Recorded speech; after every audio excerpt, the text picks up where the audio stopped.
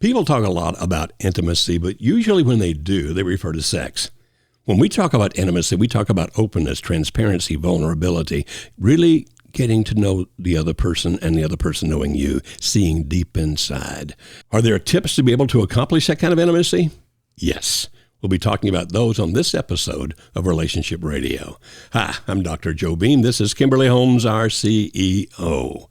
So Kimberly, what about a couple of don'ts?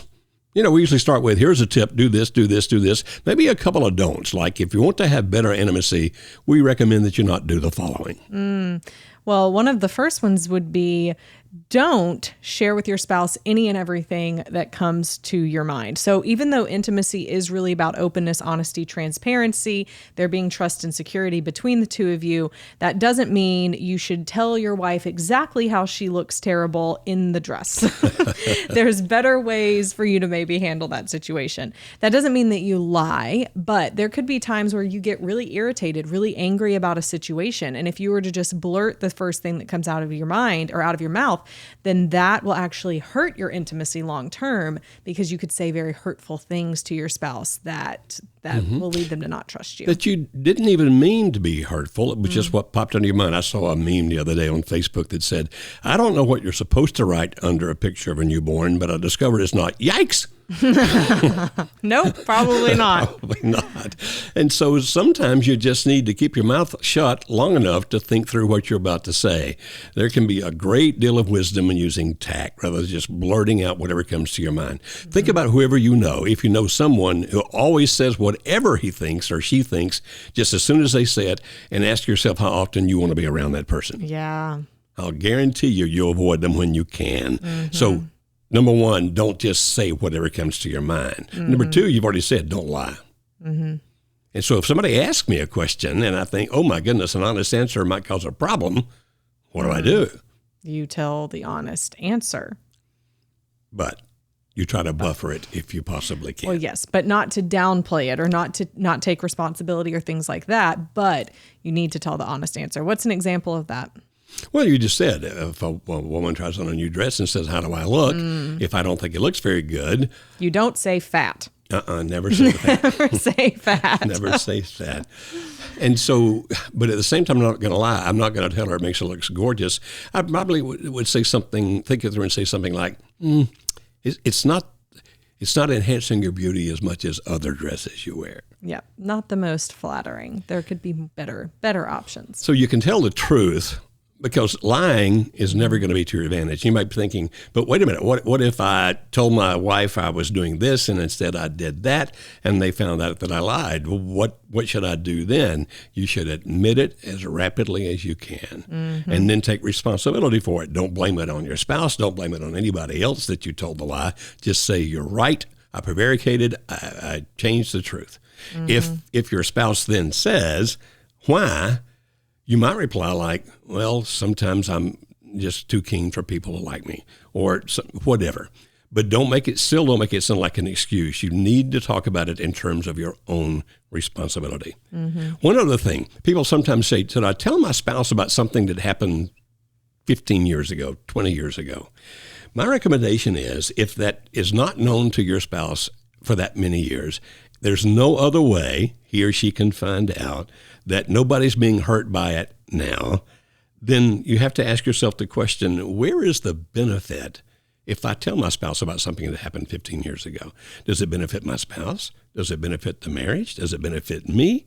And if the answer is all around no, then I would say, then why do you want to tell them that? You say, well, because I want to have complete openness and honesty. Yeah, well, let me refer to a scripture since I'm a Christian guy here. In the book of Ephesians in chapter 4 and 5, in that section where he talks about relationships, we're told to tell other people or interact with other people in ways that they need. And sometimes I think that's what you have to examine. What benefit is it for him? What benefit is it for her? And if it's not going to benefit, just cause harm, then I'm doing wrong by bringing it up 15 years after the fact or 10 years after the fact. Now, don't misunderstand. I'm not trying to help anybody get away with anything. I'm not. I am never going to do that. But at the same time, if it's in the past and it's not affecting anyone now, there's nobody being depressed or upset or guilty, and there's no other way to find out because it's just gone, it's done, I mean, it's over with, then I would recommend that you not tell people, or particularly the person who matters, your spouse, that, because I think all it can do is bring harm and not good. So, Kimberly, does that sound like I'm telling people that they should keep secrets? Well, you and I have had this discussion on a couple of years ago on the podcast where you and I debated this issue. And who won? Well, I think the point that I continue to get stuck on is I don't know. I think there are some people that are more sensitive to guilt. And so I think that if they were, because one of those qualifying questions we ask is you keeping it from your spouse keeping you from being as open and intimate with your spouse as you want to, or do you feel a sense of guilt? And so people who might have more sensitivity to guilt may say, no, I really want to get this off my chest. But I do think it's a good balance to think, is the reason I'm getting this off my chest just to alleviate my own anxiety, but it's really going to cause second and third order effects that are much greater than just the anxiety that I feel. Is there another way that I can relieve my anxiety or guilt around it that would be more beneficial and helpful? But it's so situational that a broad statement saying, does it sound like we're trying to get people out of, taking responsibility? No, that's not the point. It's really looking at each situation and asking what's the best and most integrity-based thing to do here. Yes, and especially for the other person, especially for your spouse and or children, those kinds of things. Okay, let's talk about some positives very quickly before we run out of time. What's one positive tip about improving intimacy? Well, again, intimacy is about that connection. It's about being best friends. That's one way to think about it. So being intentional about spending time together, talking about things, and not just things that are business related, such as taxes or the kids or anything like that, but talking about, what did you do today? What do you like? What are your favorite things? Don't assume that the spouse you're married to today likes the same things that your spouse liked the day you got married, right? So we need to be intentional about continuing to be curious about our spouse. And interestingly, that is when I asked Dr. John Gottman on my podcast, what is the number one thing that you would recommend for spouses to be able to stay married and have a healthy marriage? He said, stay curious about the other person. I think that's outstanding. I'm often recommending to people to do this. Now, you don't have to do it every day. As a matter of fact, I'm sure you won't. Maybe not even every month, although it could be.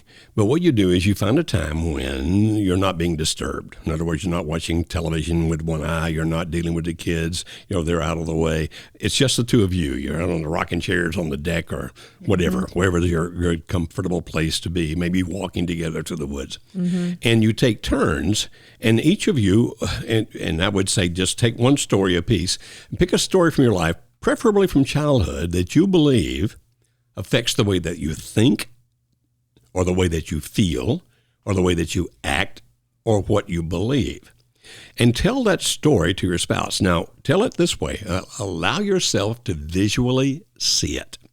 So as you're telling the story, that you'll relive some of it.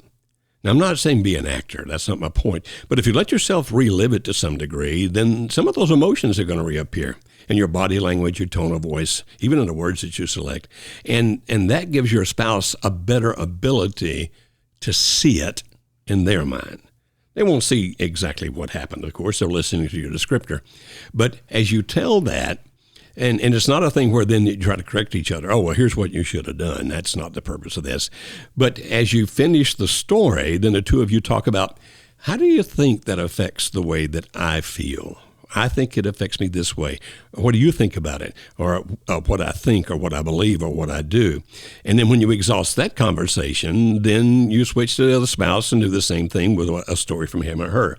Now, if you do that every so often, and like I said, it doesn't have to be every day, not even every week, not even necessarily every month, but if you can do that occasionally, then you'll wind up knowing a whole lot about each other more than you do now. Now, if you think, wait a minute, I have no stories left.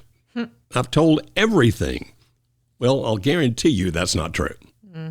And even if you repeat some story you've already shared, if you do it the way I'm describing, where you let yourself relive it as you tell it, you'll still communicate it differently. And this is a way to really begin to intimacy, the other person. That's right. So I've shared this before. 4 years ago, when my husband and I brought our kids home from India, my husband was a police officer at the time, and he stayed a police officer for a month or two after the kids came home, but he was about to have to go away for 3 months. And a couple of weeks before going away, realized he was working nights already, first of all, so he wasn't really around as much, and he didn't want to be away for much longer. And so he came to me and said, I want to quit. I said, you can't quit. We don't quit. So I handled it the very wrong way, just so everyone knows. Yes. He did end up quitting. When I saw how serious he was about it, of course, I supported him. Now, 4 years later, we were walking the other day, and he said something in passing, and all of a sudden, it clicked for me. He said he was talking about his dad. He was talking about growing up, and he was talking about how his dad, who was in the military when they were young, had actually been selected to go to selection for special forces, which is a big deal in the military, and turned it down because he wanted to be with his family. He knew it was going to take him away from his family, and did that because he knew what was best for them. And so 4 years later, I realize, part of the reason is because my husband, it's not because I knew it then, but it wasn't because he wanted to just quit because it was hard. Of course, I knew that then, but I have the kind of personality where quitting is very hard for me to understand. But even 4 years later, I look back and see I can understand on an even deeper level why that was such an important decision to him, because of the impact that his dad being around and not taking that job was for him and for his life. So yes, that's a way, even things when you're not intentionally sitting around thinking about it, when you're primed to listen to those things and then ask more questions, it can improve the intimacy you have together. Outstanding. Now, some of you folks are listening saying, that makes a lot of sense. I'd like to do that. But how do you do that if your spouse is a narcissist? Narcissist? Let's talk about that on the next episode of Relationship Radio.